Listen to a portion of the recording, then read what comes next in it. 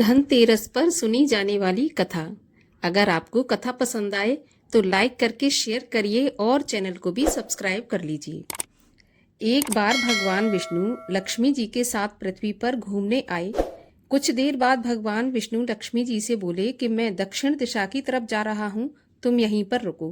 परंतु लक्ष्मी जी भी विष्णु जी के पीछे पीछे चल दी। कुछ दूर चलने पर गन्ने का खेत मिला। लक्ष्मी जी एक गन्ना तोड़कर चूसने लगी। भगवान लौटे तो उन्होंने लक्ष्मी जी को गन्ना चूसते पाया।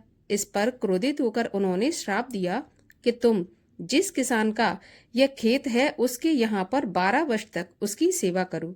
विष्णु भगवान क्षीर सागर लौट गए और लक्ष्मी जी किसान के यहाँ रहकर उसे धन धान्य से परिपूर्ण कर दिया।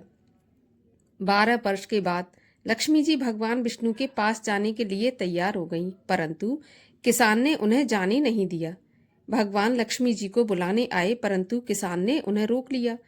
तब विष्णु भगवान बोले, तुम परिवार सहित गंगा स्नान करने जाओ और इन कौड़ियों को भी गंगा जल में छोड़ देना, तब तक मैं यहीं रहूंगा। किसान ने ऐसा ही किया। गंगा जी में कौड़ियां डालते ही 4 भुजाएं निकलीं और कौड़ियां लेकर चलने लगीं। ऐसा आश्चर्य देखकर गंगा जी से किसान ने पूछा, ये 4 हाथ किसके हैं? तो गंगा जी ने किसान को बताया कि चारों हाथ मेरे ही हैं।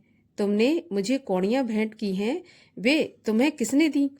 तब किसान बोला, मेरे घर में एक पुरुष और एक स्त्री आए हैं, उन्होंने ये कौड़ियां दी हैं। तब गंगा जी कहने लगी, वे लक्ष्मी जी और विष्णु भगवान हैं। तुम लक्ष्मी जी को मत जाने देना, नहीं तो तुम दोबारा से निर्धन हो जाओगे। किसान ने घर लौटते ही लक्ष्मी जी को जाने नहीं दिया।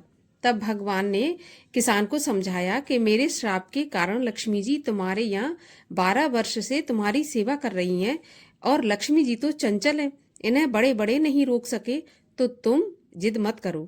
फिर लक्ष्मी जी बोली, किसान यदि तुम मुझे रोकना चाहते हो तो कल धनतेरस है, तुम अपना घर स्वच्छ रखना, रात्रि में घी का दीपक जलाकर रखना।